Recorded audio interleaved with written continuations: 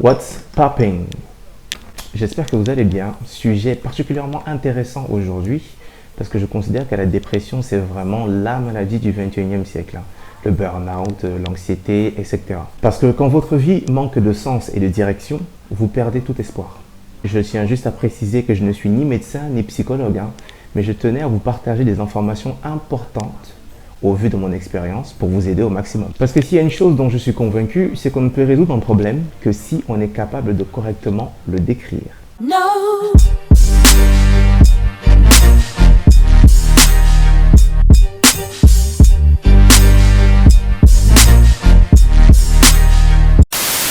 Dans un premier temps, il faut distinguer les deux types de dépression. La dépression légère et la dépression avancée.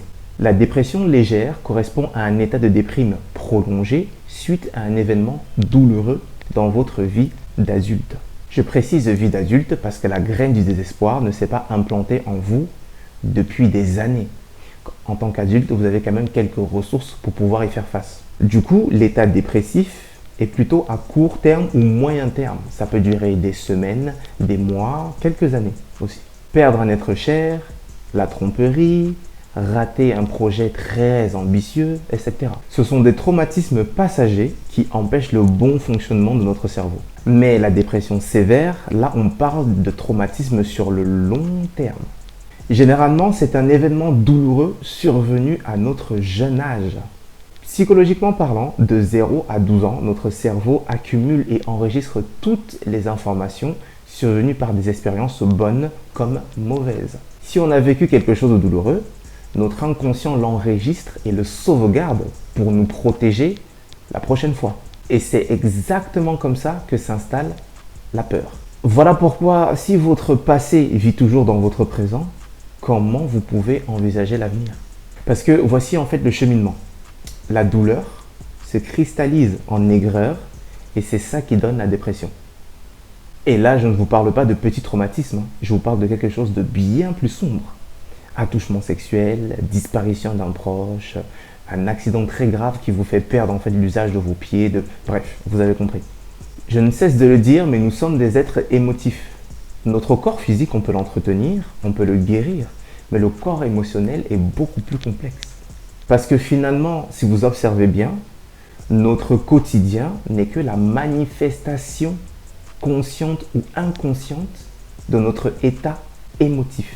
Si je suis de bonne humeur, je prends de meilleures décisions, donc j'aurai plus d'opportunités, donc plus de chances de réussir. Évidemment, si je suis de mauvaise humeur ou je suis négatif, c'est forcément totalement l'inverse. So the problem with depression is getting people to accept that it is in the past. It cannot be changed. But what you can change is the way you look at it. You can change the meaning you assign to that tragedy. You can change the role and the importance that you're going to attach to it. That you can change. You determine how you're going to assign meaning to that unfortunate event in a way that it empowers you so you can move on with the rest of your life. So the insanity of anxiety is the fact that you want to change something that hasn't even happened yet. The insanity of depression is that you want to change something that is already over. Voici quelques points sur lesquels il faut travailler. La victimisation. S'il y a bien deux sentiments que le dépressif accentue dans sa vie, c'est la rancœur et la culpabilité. La rancœur est un sentiment d'amertume et de tristesse qu'on garde enfoui en nous suite à une désillusion, une injustice vis-à-vis de quelqu'un ou quelque chose. La culpabilité est la sensation d'avoir commis une faute, qu'elle soit réelle ou imaginaire. Qu'on soit d'accord, en tant qu'être humain, c'est normal de ressentir ces choses. Mais quand ça devient une obsession, on ne se focalise plus sur nous-mêmes, mais sur la personne concernée ou sur la chose concernée. Parce que j'ai souffert, donc la rancœur, je fais souffrir. Donc ça se transforme en culpabilité. Et c'est comme ça que continue le cercle vicieux. Parce que vous êtes incapable de vous pardonner. Soit c'est toujours la faute des autres, soit c'est la mienne. Les addictions. Pour fuir la réalité, on a deux solutions. chercher un sauveur, quelqu'un qui va venir apporter du soleil dans notre vie, ou simplement recourir à certaines substances pour pouvoir justement nous apporter du plaisir dans notre vie. Vous allez souvent remarquer que certains dépressifs sont des acheteurs compulsifs parce qu'ils n'achètent pas un produit, ils achètent une émotion pour leurs besoins personnels. Et évidemment, à cela s'ajoutent les troubles de sommeil, la boulimie, l'anorexie, etc.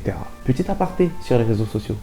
Je sais que je parle souvent de ces plateformes et que je martèle en fait à coups de massue, mais je tiens juste à préciser que la quête du bonheur n'a jamais été aussi flagrante aujourd'hui. C'est même plus une quête du bonheur, c'est une dictature du bonheur. Parce que le succès n'est plus défini par votre propre vision du monde, vos valeurs et vos principes, mais plutôt par ce que vous présentez sur votre page Instagram et par le nombre de likes que vous avez. Si tu grandis dans un système où tu dois tout le temps prouver ta valeur aux autres en permanence, tu auras la sensation que tu n'as rien si tu n'as rien à montrer. La normalité est devenue une banalité. Tu n'es pas intéressant si tu n'as rien à montrer. Du coup, les jeunes se mettent la pression inutilement, sans comprendre que les meilleures choses dans la vie prennent du temps. Premièrement, prenez le temps de voir un spécialiste, de vous faire accompagner, peu importe votre âge et votre situation. Même avec toute l'empathie du monde, votre interlocuteur, votre ami, votre partenaire ne pourra jamais comprendre ce que vous vivez parce qu'il n'y a que vous qui êtes à votre place. Et c'est bien beau d'essayer de prendre des médicaments, mais les médicaments ne font pas disparaître les émotions. Deuxièmement, prendre des bonnes décisions progressivement. L'estime de quelqu'un de dépressif est complètement détruite. Donc, en essayant de prendre des décisions positives petit à petit dans votre vie, vous allez retrouver les couleurs. Commencez à faire du sport, manger un peu plus sainement, arrêter de trop fumer, etc. Ne cherchez surtout pas la perfection. Un dépressif a souvent tendance à croire qu'il doit se convaincre qu'il est heureux, alors que ce n'est pas possible. Et puis, personne n'est parfait. Parce que si la perfection existait vraiment, ça voudrait dire qu'on n'aurait plus de moyens d'évoluer. N'ayez pas peur de faire des erreurs. Parce qu'il y a une chose importante à retenir, c'est qu'il n'y a que ceux qui ne font rien, qui ne se trompent jamais. Un point important, la spiritualité, la religion, tout ce que vous voulez. Peu importe ce qui peut vous apporter de la paix intérieure. Parce que j'ai souvent remarqué que les dépressifs ont une vision négative vis-à-vis d'eux-mêmes, vis-à-vis du monde, vis-à-vis de l'avenir. En portant seule la charge de leur vie sur leurs épaules, ils ont l'impression que quand rien ne marche, le monde s'écroule sur eux et qu'ils sont incapables de rien. Or, quand on a l'impression qu'une conscience supérieure nous aide, on est un peu plus apaisé. Le but évidemment n'est pas ici de s'enfermer dans une doctrine qui vous empêche d'évoluer. Vous devez évidemment garder le concept de croire et d'agir en fonction de vos valeurs et de vos principes, bien évidemment. Donc la question, c'est pas de savoir quelle est la meilleure religion, mais quelle est la religion qui est meilleure pour vous. Quoi qu'il en soit, tout n'est qu'une question de perception. Et votre perception détermine votre état émotionnel. Basique. Et malheureusement, les événements qui nous arrivent sont parfois incontrôlables et inévitables, surtout quand on est petit parce qu'on ne les choisit pas forcément. Simple. Mais la responsabilité de notre bonheur en tant qu'adulte ne dépend que de nous. Si ce qui vous a fait plonger dans la dépression, c'est la douleur, alors il n'y a que l'amour qui pourra vous faire sortir de la dépression.